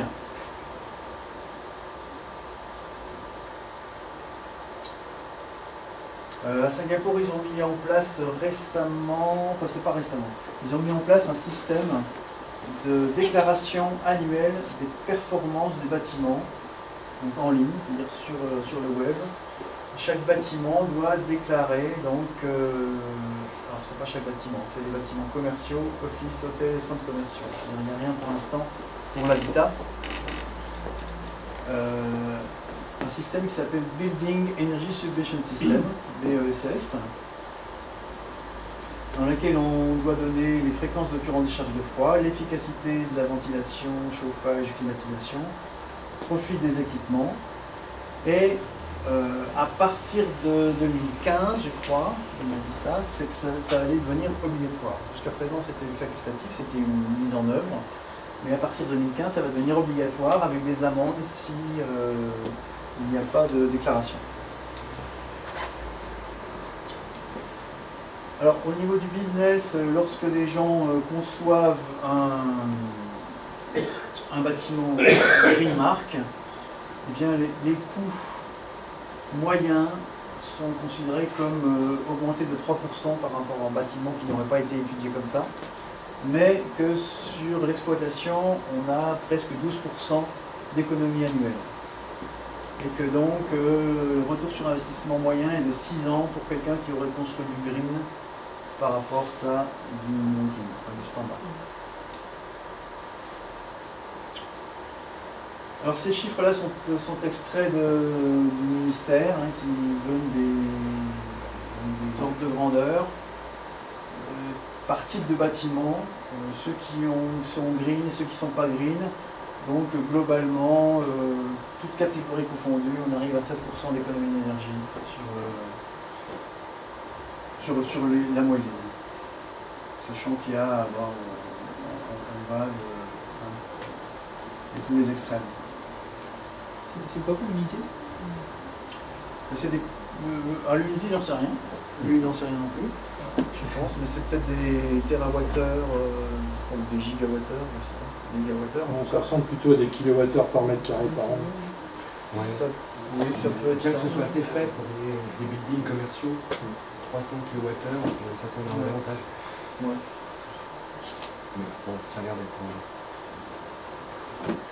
C'est la comparaison qui Oui, est voilà. intéressante. On a que 16% d'amélioration, alors que C'est pas beaucoup, hein, les slides précédentes, les barres précédentes, on Oui, laissait c'est entrevoir plus que c'est des choses plus Oui, absolument. Mais Oui, là, oui. Ça c'est un building typique étudié par Green and Global. Ils ont montré que sur un building, à partir du moment où ils ont pris l'étude en main, ils sont arrivés Ils sont bons. à ces valeurs-là. Voilà. Donc ils sont C'est bons. pas, pas on la parle moyenne, pas c'est ici les- de... Ici, c'est Une la moyenne. moyenne de ce qui a été fait C'est simplement sur du l'existant. green. Alors que eux, Green and Global, ils font du green encore Du green plus supérieur. top. C'est du Green green green, plus. double green. Double green, ouais. Alors en 2014, il y avait 80 entreprises qui proposaient des services liés à la certification de Green Mark. Donc il dit qu'il y en a 14 qui proposent des services supplémentaires tels que le financement en propre des projets. Donc, je ne sais pas si c'est Green Mark qui apporte l'argent, c'est des envois quand même. On va lui demander. Et des systèmes d'optimisation basés sur le modèle américain des ESCO.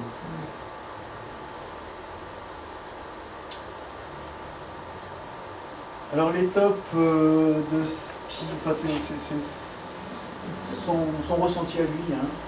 Il dit qu'il y a un cadre réglementaire efficace en perpétuelle évolution, que les subventions ne sont pas négligeables. On l'a vu, qu'il y a un effort qui est en augmentation.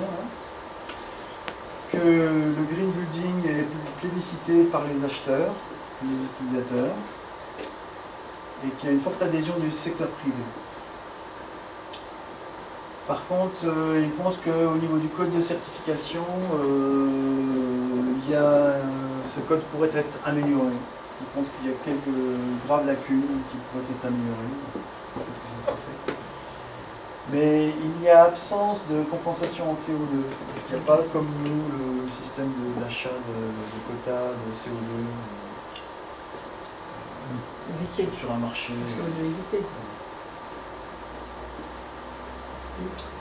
Voilà donc ce que notre ami Pierre Maigret nous a envoyé par mail ces jours-ci. Je vous remercie, je vais repasser la parole à notre ami Étienne.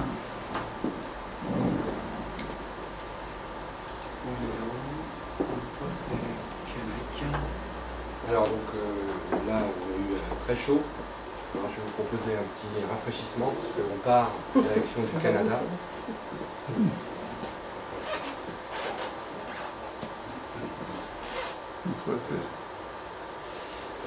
Pour mémoire, donc, parmi les 15 plus gros pays émetteurs de CO2 au monde, le Canada apparaît en bonne place, numéro 7, là où est marqué la flèche. Ah oui, Plus, d'accord. c'est pas l'Allemagne.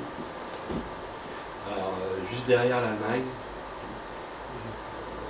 le Canada est un pays de 35 millions d'habitants qui s'étend d'un côté à l'autre du continent américain. Il y a un premier problème lorsqu'on parle de réchauffement climatique au Canada, c'est qu'on est très vite confronté à la réalité. C'est un dessin d'un humoriste canadien qui, cet hiver, était tout à fait pertinent, hein, puisque vous avez entendu, ils ont eu 3 ou 4 semaines de température à moins 40, avec un amoncellement de neige incroyable. Il fallait réserver sa place dans les 3 mètres de neige qui avaient été évacués pour pouvoir garer sa voiture. Les places déneigées étaient chères. Donc le thème n'est pas tout à fait facile à développer. Hein. C'est comme quand vous faites une grande conférence internationale sur le réchauffement climatique à Copenhague et qu'il y a 2 mètres de neige dehors. Vous avez du mal à convaincre. Donc c'est pas forcément sur la question du réchauffement climatique que l'on peut apporter des réponses aux questions des Canadiens et des Québécois en particulier. Alors, je vais vous faire une petite analyse du système réglementaire canadien. Donc ils ont, depuis 1999, ils ont imaginé bâtiments plus performants, plus efficaces, mais aussi plus confortables. Alors, ça s'appelle c'est leur système étatique comparable à HQE, ici chez nous, Infinergy, etc. Bref. Il y a une première version qui a été utilisée pendant 13 ans. Ensuite, elle est passée dans la réglementation à partir du 1er août 2012. Donc, elle a été 2 ans plus tard remplacée par la version 2.0, donc le nouveau climat 2.0, qui apportait, on va le voir tout de suite, des nouveautés. Alors, à quoi ça ressemble un bâtiment nouveau climat? Le système est adapté essentiellement au résidentiel. Quelques bâtiments nouveau climat. Alors, les deux de droite, c'est des nouveaux climats 0.0. En haut à gauche, c'est le premier bâtiment 2.0.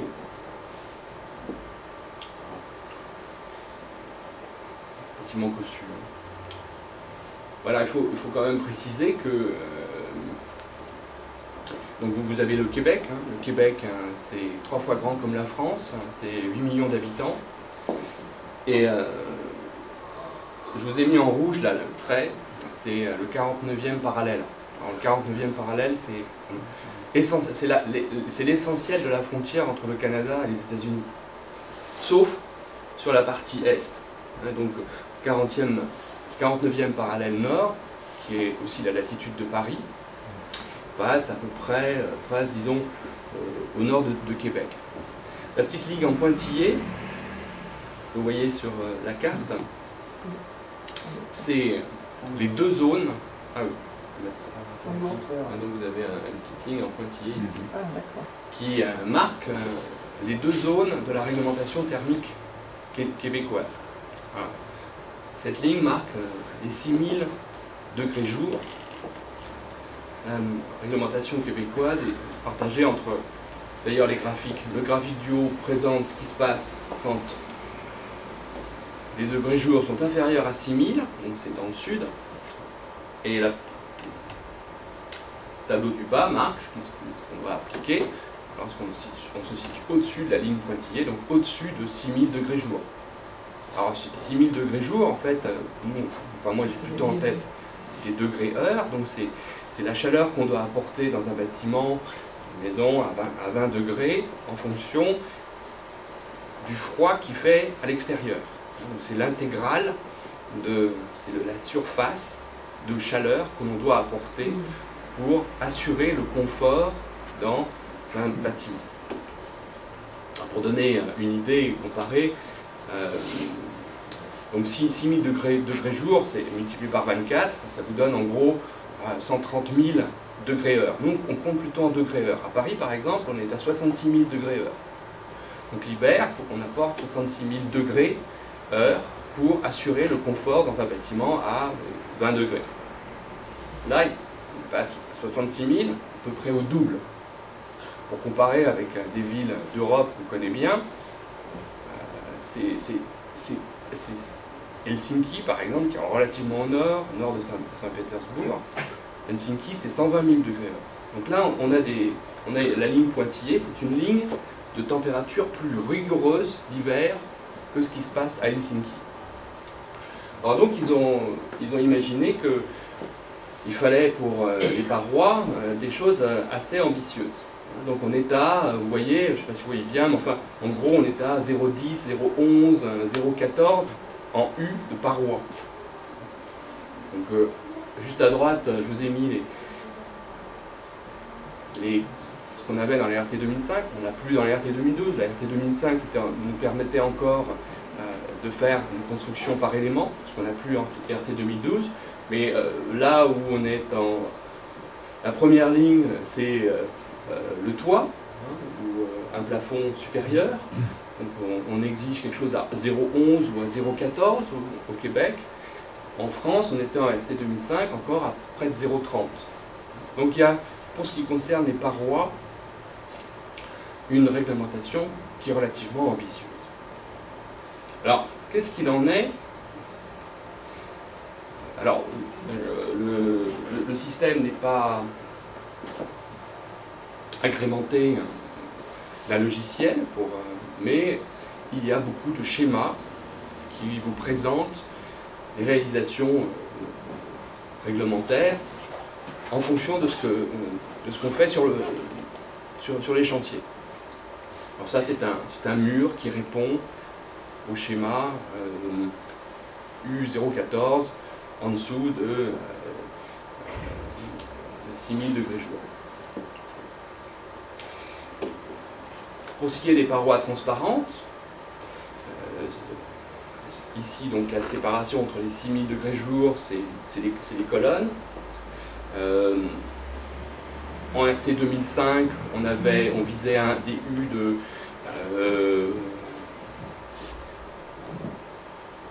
prenons par exemple la troisième ligne, on visait un 1,8 de U de fenêtre, de UW, U Windows. Là, il tolère un U de 2. Voilà, c'est plus surprenant parce qu'on sait que les fenêtres sont un maillon faible de l'enveloppe et d'avoir des valeurs similaires quand on est à 66 000 degrés jour à Paris ou à 130 000 à Chicoutimi, là c'est plus surprenant. Qu'est-ce qu'il en est de la ventilation? Alors, on exige que on installe une ventilation en récupération de chaleur. Ça se dit, c'est une VRC au Québec. Alors la VRC, eh bien, elle doit avoir une efficacité qui soit d'au moins 54%. Alors ça, c'est aussi une surprise, parce que aujourd'hui, on a des récupérations de chaleur dont les rendements sont nettement supérieurs à ces 54%. Là, on a, bon, pour ceux qui savent, qui connaissent, on a des flux croisés et puis on a donc des récupérateurs de faible surface. Aujourd'hui, on voit ici dans le commerce des récupérateurs à 90% ou plus de récupération efficiente à sec. Donc les 54 qui sont imposés laissent encore une marge très importante pour d'autres produits. Et puis, nouvelle surprise, donc pour ce qui concerne l'étanchéité à l'air, on sait que l'étanchéité à l'air est un corollaire des ventilations et récupération de chaleur, parce que si l'air rentre et sort n'importe où, on ne peut pas faire marcher des récupérations de chaleur correctement. Et ici, dans la réglementation, on nous dit qu'il est recommandé de rendre les bâtiments étanches, tel qu'il est appliqué dans le programme Nouveau Climat, qui lui effectivement a des limites d'étanchéité à l'air, et en contrôlant les travaux par des tests d'infiltrométrie. Alors j'espère que les Québécois, quand ils lisent la loi, ils le réalisent sur le terrain, mais comme Français, en lisant ces recommandations, on sait que sur les chantiers, il risque d'y avoir assez peu de tests qui se fait. C'est le nouveau climat tout court ou 2.0? Alors ça, c'est la loi, en fait. Tout court, depuis 2012, il est obligatoire. Voilà, c'est ça, c'est la loi. Hein, donc ça, c'est le nouveau climat zéro de départ, de 99. Hein, c'est à peu près le texte du nouveau climat qui est passé dans la loi. Alors, je ne sais pas si je fais référence, non, je ne fais pas référence au nouveau climat 2.0, mais effectivement, le 2.0 insiste, oblige au test de la porte, dont les valeurs sont relativement faibles. J'ai quelque chose comme N50 à 2,3, 2,4, quelque chose comme ça.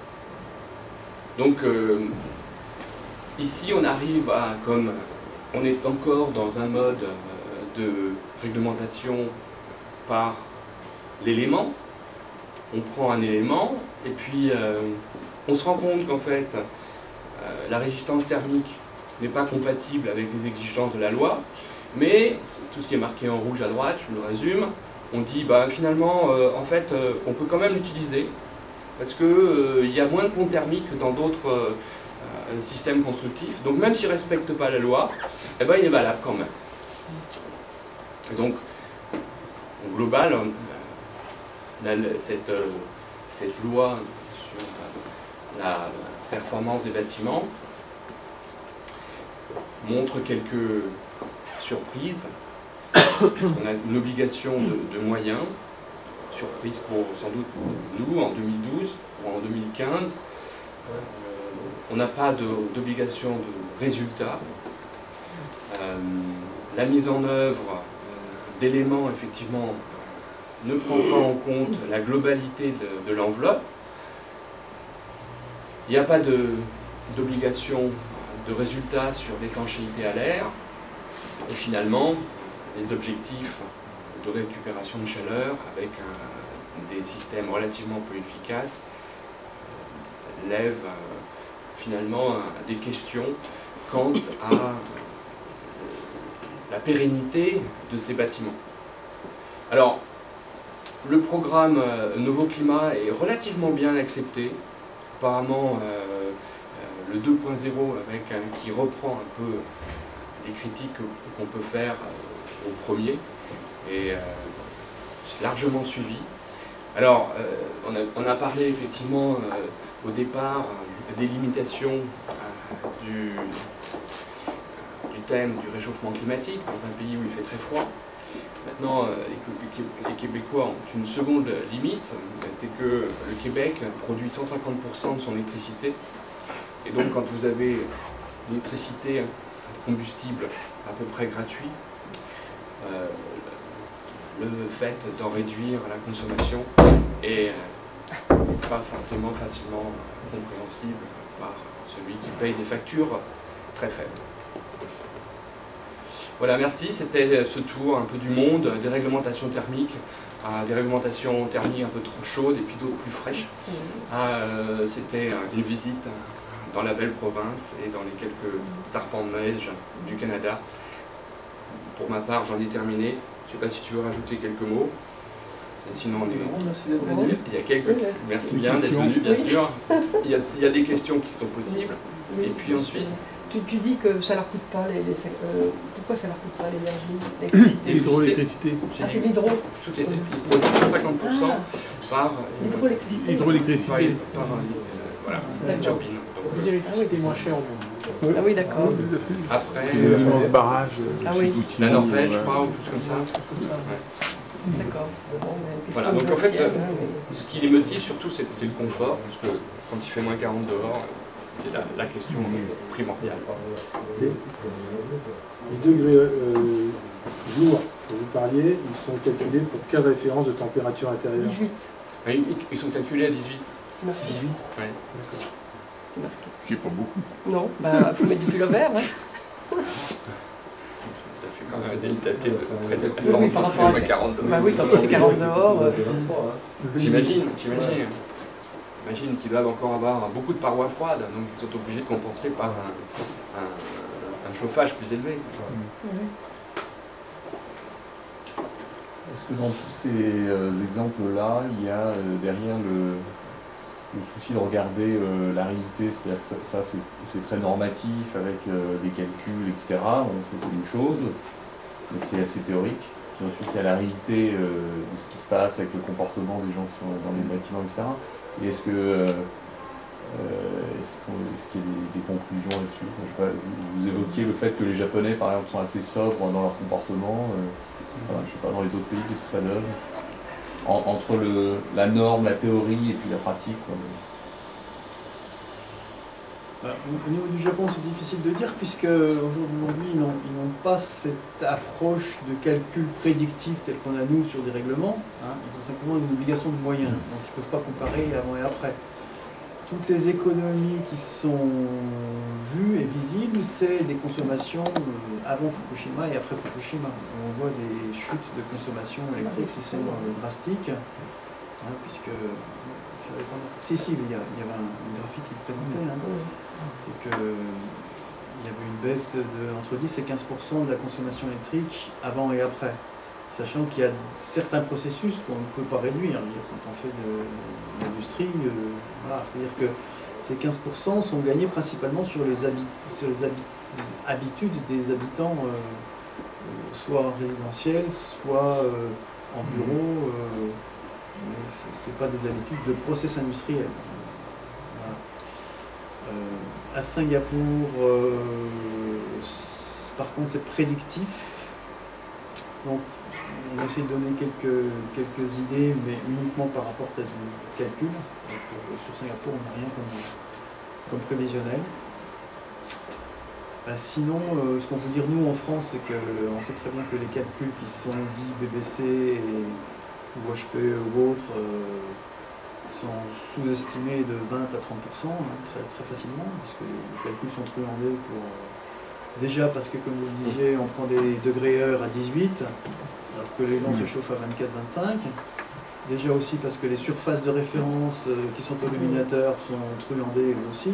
Hein, donc déjà, quand on triche 30% sur les surfaces, en prenant des surfaces hors mur, alors que le client il achète une surface de plancher, donc déjà, voilà, c'est pas des choses qui permettent de faire une vraie corrélation entre avant et après. Sinon, pour le Canada, je ne sais pas si tu as des éléments de réponse élémentaires. Je me suis entretenu avec des architectes qui estiment quand même que ce système de nouveau climat a amélioré la construction, mais qu'elle est limitée aujourd'hui dans son absence de prise en compte de l'ensemble de l'enveloppe, de toujours travailler par élément. Et que il doit y avoir un surcoût, mais le thème n'est pas tellement... on a vu les maisons qui sont impressionnantes. Et le client demande, il visait 80% de construction neuve au niveau Nouveau Climat 2.0 pour l'année 2015. Donc c'est une adhésion très importante, même avec un système imposé. Alors, bon, j'ai pas parlé des subventions, mais il y a aussi des subventions qui ont qui mettent du beurre dans les épinards, c'est très clair. À propos de la certification en France, à quoi ça sert d'avoir des professionnels qualifiés pour les travaux, qui travaillent d'une façon efficiente, si la partie étude n'a pas défini les travaux légitimes à réaliser? Oui, on entend souvent la critique inverse, mais elle est tout aussi pertinente. Ouais.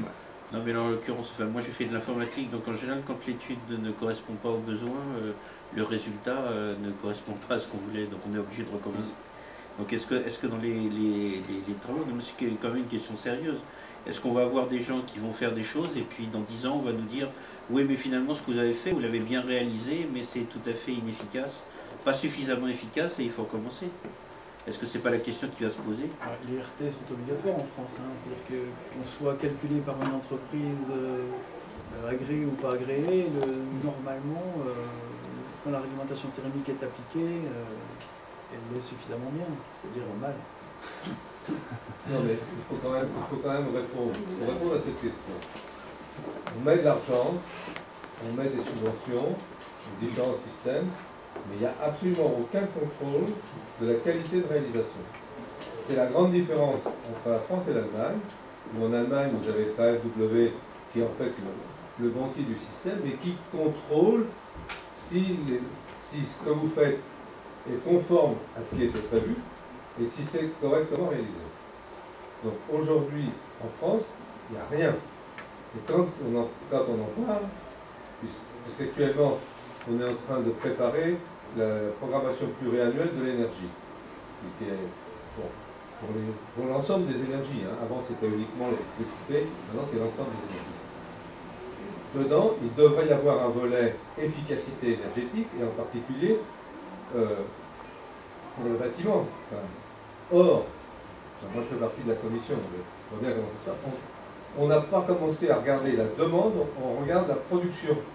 Bon, pour savoir ce qu'on va produire, il faut d'abord savoir ce qu'on va demander. Pour savoir ce qu'on va demander, il faudrait savoir quels sont les efforts réels qu'on va nous imposer en dehors de la RT 2012, qui est une bonne réglementation, mais encore faut-il qu'elle soit correctement appliquée. Enfin, c'est la question qui pose.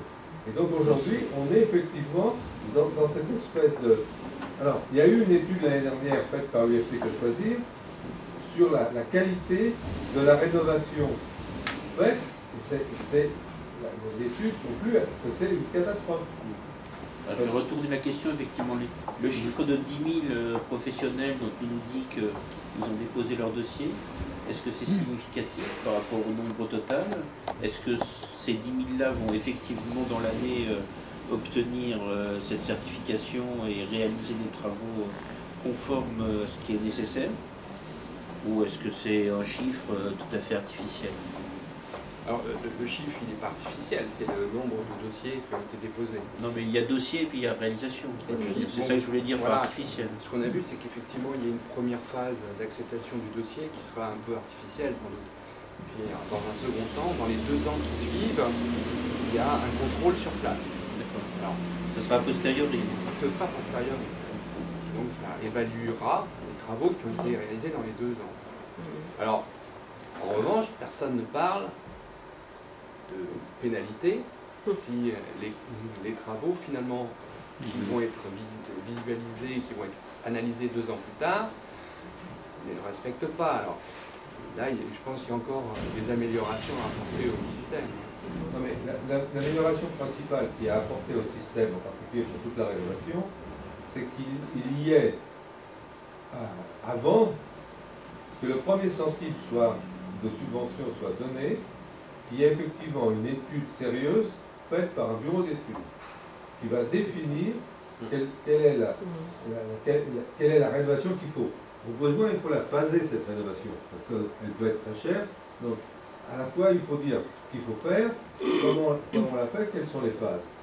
Ensuite, quand c'est réalisé, vous avez la liberté de prendre qui vous voulez. Donc, les entrepreneurs dont vous parlez, ils sont qualifiés RGE, qu'on appelle, mais ça ne veut pas dire qu'ils vont bien faire le boulot. Donc, vous connaissez les artisans, comment c'est. Donc, si demain, ils réalisent ce qui a été prévu, mais que c'est mal réalisé, alors on en revient au problème précédent. Il faut absolument qu'il y ait les 2 phases, c'est-à-dire la définition de ce qu'il faut faire, et ensuite, alors, évidemment, quand vous êtes dans un immeuble, c'est assez facile, le problème, et ensuite, il faut contrôler. Toi, quand tu fais tes maisons passives, à la fin, c'est contrôlé. Tu as des tests d'étanchéité, tu as tout ça. Mais c'est parce que tu es dans un cahier des charges bien précis, et ce n'est pas le cas. Alors, les travaux de rénovation ne conduisent pas toujours à faire des tests d'étanchéité, par exemple. Mais il y a des travaux qui peuvent conduire à faire un certain nombre de vérifications que c'est bien fait, que la fenêtre que vous avez prévue avec un double, un triple vital, etc., avec telle coefficient, c'est bien celle qui est mise en place. Aujourd'hui, on vous demande juste, à la limite, on vous demande le banquier vous demande la facture pour payer, mais c'est tout. Et sur la facture, vous pouvez avoir fait écrire ce que vous voulez. Donc on est aujourd'hui en train de, enfin, il faut quand même, on est en train de dépenser beaucoup d'argent, parce qu'on en dépense beaucoup, hein, avec une efficacité qui n'est pas optimale.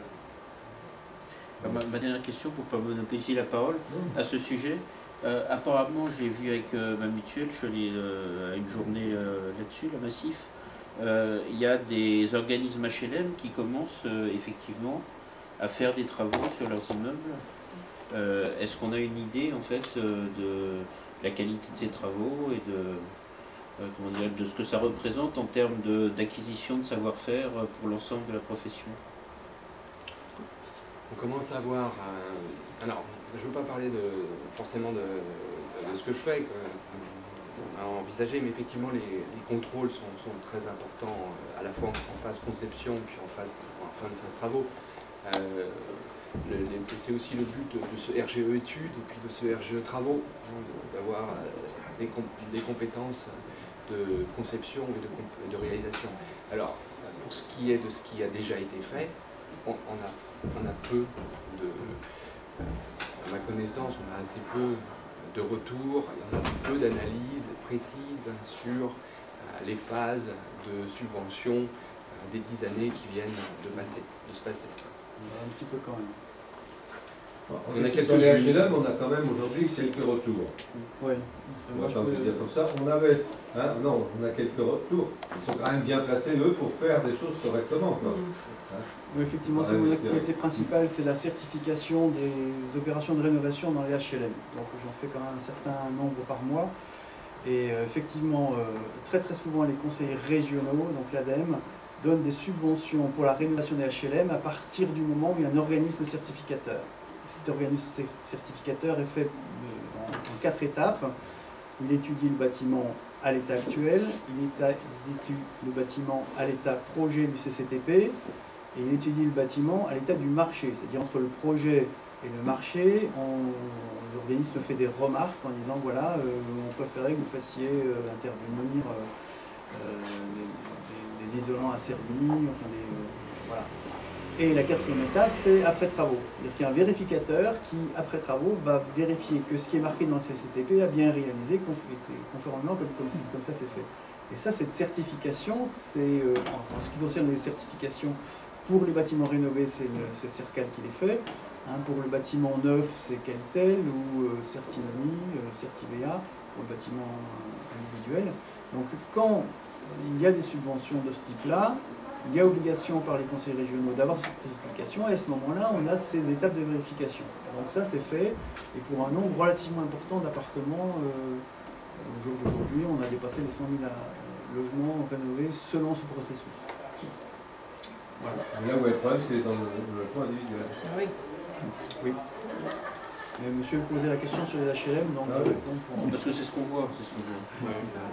Moi, je ne pense pas qu'il n'y ait pas de problème dans le HLM. C'est trop facile de dire qu'il n'y a pas de problème. Il y a un problème majeur, c'est qu'aujourd'hui, on fait des rénovations pour passer de G à H, ou peut-être à F ou à D. Alors que c'est ça le problème majeur. Non, c'est plutôt de HG, c'est plutôt dans le sens. Donc finalement, on crée un autre problème, j'en ai pas parlé, mais c'est un problème qui est cité de plus en plus, c'est le lock-in. C'est-à-dire on passe, allez, on va passer cette fois-ci dans la bonne direction, on passe disons de F à D, et puis on a un bâtiment sur lequel on ne pourra plus jamais intervenir avant 60 ans, vu les financements actuels. Or, D, c'est absolument au-dessus, complètement au-dessus des objectifs qu'on s'est fixés avec Kyoto. Dessous. Les consommations beaucoup trop dessus en dessous, bien supérieures à ce qu'il faut faire. Voilà, bien supérieures à ce qu'on devrait faire si on veut être sérieux dans l'atteinte de Kyoto. Et alors, le corollaire, c'est cet épuisement du parc, c'est-à-dire on fait des rénovations de peinture. Et le jour où on aura la volonté de faire des rénovations beaucoup plus ambitieuses sur ces bâtiments-là, on ne pourra pas le faire. C'est trop cher. C'est une fois qu'on s'engage. Je voulais juste prendre un petit peu de recul par rapport à ce qu'on est en train de dire, si vous me permettez, parce que implicitement on parle du logement, et la situation est complètement différente entre le logement et le tertiaire. Le logement, c'est effectivement la réglementation qui va petit à petit améliorer la performance à la fois du neuf et de l'ancien. Il est question de faire une réglementation obligatoire sur la rénovation. Ça a commencé en janvier 2015 avec l'obligation de faire des audits énergétiques sur des copropriétés d'une certaine taille. des audits énergétiques par des professionnels reconnus Grenelle de l'environnement, donc avec des qualifications. Et puis en face, c'est effectivement, comme vous le disiez, monsieur, il n'y a pas de contrôle, il n'y a plus de contrôle, l'État se désengage du contrôle, le contrôle se privatise, on le garde encore sur les labels, et là il existe, il reste encore des opérations qui se terminent, qui se livrent en ce moment avec des labels BBC, et je peux vous dire d'expérience que les labels BBC, les calculs thermiques sont épluchés à la loupe. Et quand je dis à la loupe, c'est à la loupe. Donc ça c'est une chose. Après, pour le tertiaire privé, mais je pense que là, pour le coup, je suis plus optimiste parce que les choses vont se passer toutes seules. Parce que vous parliez tout à l'heure de la Green Value, enfin c'était le label bâtiment vert à Singapour. Je peux vous dire que les gestionnaires de parcs immobiliers de bureaux privés en France, qui sont de taille européenne, eh bien, ils sont très sensibles à la certification et la performance énergétique des bâtiments. Et là-dessus, il y a de la certification. Il n'y a pas forcément besoin d'attendre des contrôles de la réglementation, parce que les gens, ils ont compris où était leur intérêt. En plus de ça, dans les bâtiments de bureaux, quand on améliore la performance énergétique, on améliore aussi le confort. Et quand on améliore le confort, on améliore la productivité au travail. Et ça, il y a des gens qui commencent à le comprendre, même en France. Les États-Unis, ça fait longtemps qu'ils l'ont compris. Mais en France, ça vient aussi. Et donc, avec tout ça, dans le bâtiment de bureau, on va avoir, je pense, une évolution du parc qui va être dans le bon sens. Le problème, c'est le logement. Et le logement individuel en particulier, comme vous disiez, ça représente un paquet en termes de consommation d'énergie, et on ne sait pas par quel bout l'attraper. Les HLM, ça va se faire, ça se fait petit à petit, avec le problème que vous disiez, et c'est là où la réglementation sur la rénovation peut apporter quelque chose, en mettant les garde-fous. On va commencer à le faire, un coup en avant, un coup en arrière. Je ne sais pas comment va sortir la loi sur la transition énergétique, là, du dernier round. Mais bon, on est optimiste dans la mesure où Ségolène Royal, dans le moniteur de la semaine dernière, n'a pas raconté trop de bêtises pour une fois, si je peux me permettre. Et ça me laisse relativement optimiste. Maintenant, il faut voir ce qui va se passer. Quand est-ce que va sortir la rénovation, la RT rénovation obligatoire, hein, l'obligation de rénover avec un minimum de performance énergétique. Cela dit, ce que je constate ce soir, c'est que la France est quand même pas du tout en retard sur les outils réglementaires. Sauf qu'il y a une particularité, c'est qu'on n'a plus les moyens de respecter, de vérifier qu'on respecte la réglementation.